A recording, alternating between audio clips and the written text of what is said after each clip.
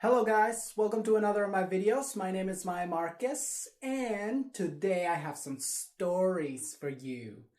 Juicy stories. Are you ready? Let's get it started. For your entertainment.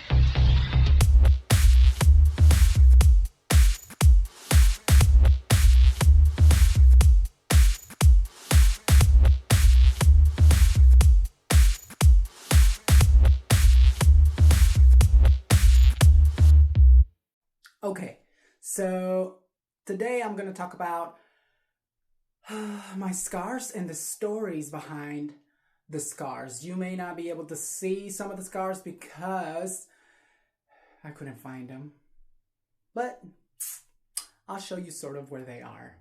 Anyway, my first scar ever was when I was a baby, and this is the most disgusting, to this day gives me shivers. Okay, that I can probably show you. I have a skin tone that actually makes my scars sort of blend in, so it makes them disappear. Kind of a cool thing. But so here, let's see. This you can probably see is it's pretty massive. It's you can probably see it right there. It's a big old indentation. It looks like a burn mark. So how I got that scar was my mom told me the story as to she was cooking. She was in the kitchen and she liked to put me in a blanket on the middle of the kitchen floor so that I can so that she could be watching me while she's cooking. And so I was right there in the blanket, and I was so tiny that I couldn't still, I wasn't able to roll or move on my own yet. I was a newborn baby. So anyway, my mom turned around and apparently there was like some roaches in the kitchen, and there was a roach in the blanket, next to me, and she freaked out, and so she picked me up. Well, she killed that roach, and she picked me up with, the blankets and everything, and she took me to my crib, to the bedroom. So she went on back to cooking, serving dinner for everybody. The night came and everybody went to sleep. And so she puts me to sleep on my crib. And in the middle of the night, I woke up crying. And so I was crying and crying, and she couldn't figure out what was wrong with me. She was like, I fed him. He's got a fresh diaper. Everything is okay. Why is he, crying? There's no fever, nothing. So they couldn't figure out why I was crying until she started taking my clothes, and then under my little baby jumpy thingy, like a jumper, that little sleeve, under the sleeve, there was this huge fucking roach eating my skin, like just eating my flesh. And so after that, my mom said that they tried so hard to clean it and maintain it. Like, I guess it was sort of like, how would I say it? It was like the roach left like some sort of bacteria on the skin that just kept eating at it, kind of like a staph infection. Probably was a staph infection anyway.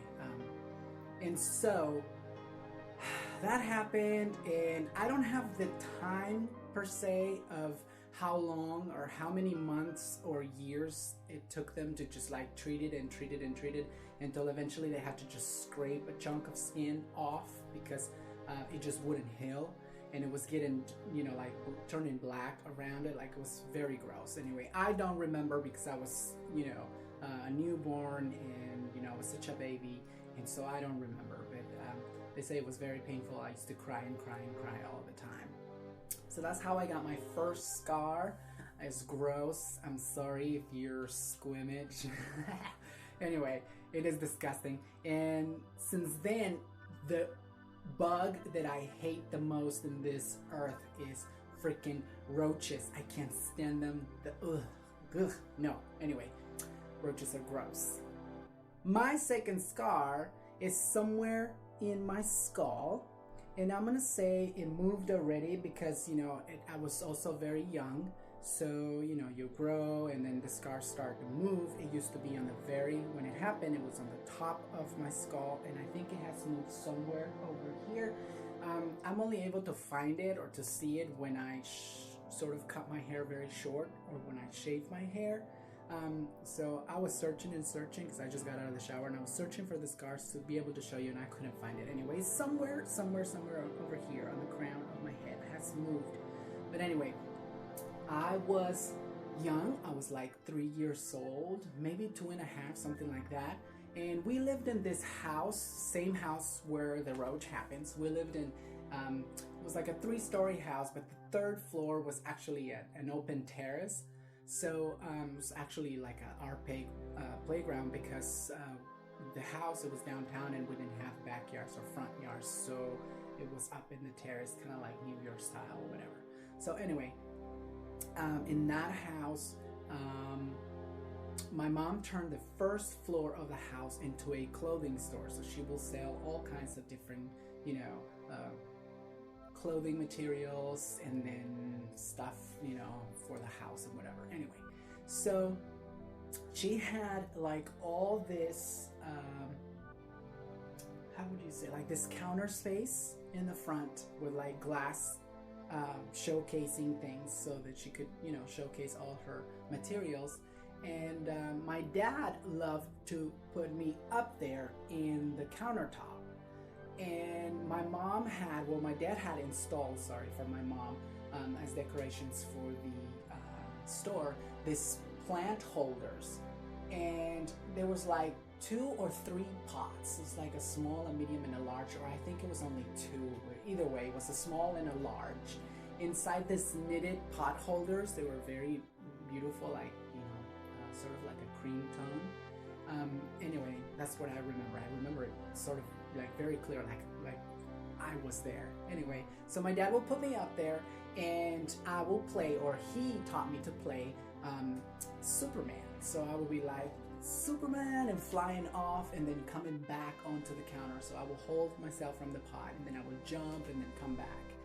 And so he was there always to like watch me and blah, blah, blah. My mom would get mad and she was like, that's gonna come off from the ceiling. My dad was like, no, I know what I did. I did a great job. It's not coming down, blah, blah, blah. Anyway, eventually that shit got loosened and I flew off the counter when he was not fast enough to catch me. And so I flew away and then bam, that shit came down with me. So I fell all the way to the ground. That first pot cracked on the top of my head, and so therefore cracking my freaking skull. I had this big old cut, this scar. I remember I would touch it and my little fingers would go in it. I was like so gross. I was bleeding all over the place. They took me to the local hospital, and so I got some stitches. That was my 2nd scar. My 3rd scar was also in that same house. No, never mind. It was on my grandparents' tortilla factory, like outside. All the grandchildren, we were playing, and we like to play on our grandpa's, well, step-grandpa. It was my grandmother's 2nd husband. He had this little truck. They had all this, I don't know how to say, like these wooden pallets that you can put on or remove to make it like a cargo. It was like a small flatbed with, these pallets that you can take on and off to sort of like make it like a cargo truck. But when he used to have them all the time, because that's where that truck was used to go and buy all the, the big sacks of dry corn to make the tortillas, for the factory and everything. And so all the grandchildren we would love to play on that truck. And then, the older ones will climb up all the way to the top and sit on the corners of those pallets that I'm, talking about, trying to describe. So anyway, so they will sit on the corners, and I wanted to do that so bad. And finally I got myself to sit on the corner, and then I lost my balance and then flipped backwards and then went like sort of, not all the way. So I ended up going with my forehead onto the concrete floor onto the main street. And so that's how I ended up with this over here. So I have to touch it because see, I have that skin tone that just makes it almost disappear. It's fairly big. There were some stitches there. I don't remember how many stitches, but so they had to rush me back to the hospital, and I got some more stitches. And actually, my mom has a photo of me after coming back from the hospital. I was in my favorite red jumpsuit, and then no, actually, we're like red overalls. That's what it was. Little cute red overalls, and so she has the picture, and I have my big old patch after coming back from the hospital, and I don't remember how many stitches I got, but it was pretty big, you know. So that's that one right there. So that's my third scar. My fourth scar was actually a little bit after that.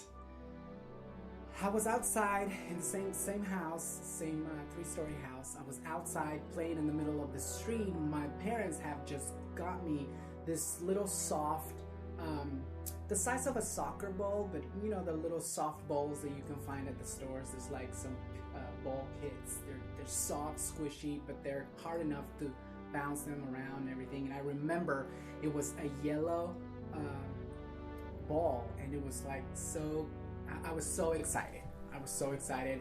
It was so big for me, for my little hands, because I was, you know, I was still like probably 3.5, something like that. And so anyway, I was outside, and my mom said, well, there was a lady breastfeeding her newborn child, and there's this person that came as a visitor to the town, and so she, you know, they were walking by the street and everything downtown and all that, and so she sat down on the sidewalk to actually breastfeed her child. And so she's sitting down breastfeeding, and then my mom says, I'll let you play, but you cannot play until she gets up and she leaves. Make sure that you wait. And so my mom went back inside the store to attend some customers, and as a brat child, I didn't believe that I was gonna hurt anybody. And so I grabbed my ball, and then I kicked the ball, and I kicked it so hard that very first kick, and what are the odds that, you know, something like this happens? And so the ball hit the edge of the first balcony of the house, and the stucco, a piece of the stucco fell down literally on the baby's forehead. And so it made the baby bleed, and everybody was panicking. My mom came out, and oh my gosh, she was like, she didn't know what to do. They were trying to attend to the baby, and seemed like a really bad thing, but it turned out, which thank God, it was just a tiny little cut, one of those almost like a paper cut type of thing that you know, they bleed a lot, but it wasn't that bad, so the baby didn't even need stitches. But anyway, they didn't know that until they took, you know, the baby to the hospital and stuff. Meanwhile, I felt so bad. And I've never felt this bad in my life. And I went inside the store, and there was this little bathroom under the stairs, and that's where my dad kept his toolbox, and it happened to be open. And so I grabbed a screwdriver, and I jammed that screwdriver in the roof of my pallet because I wanted to kill myself. That's how bad I felt like I wasn't worth of, you know, I just hurt a newborn baby. It was horrible. So anyway, I hurt myself. I jammed that in the pallet, in the roof, and so I have a scar. I can't show you, but you can feel it. I can feel it on my tongue. It's like this, you know, still there. But so yeah, that was my fourth, and I think, yeah, that's pretty much it for today. I don't want to make this video any longer than it has to be because it's quite long. If you like the video, make sure to give it a thumbs up. That way I know that you want me to make the second part of this and continue with my other stories with my other scars. So yeah, if you have any scars of your own, you want to talk about it, or you want to make a video response, go ahead and do so. Let's see, should we do a hashtag? Once I find the right hashtag for it, I'm gonna put it on the title of the video. And so if you want to make a video of your own, and so under that hashtag, that way I know it's a response to this video and we can communicate that way. If not, just leave your comment on the comment section below. So yeah, don't forget to subscribe and share. Thank you so much for your support, and with that, I'll end this video. Bye! If you would like to watch last week's video, make sure to click on this box right here, right now. But if you're more of an adventurous person, then you want to click over here.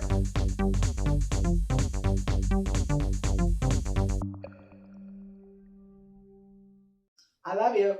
Bye.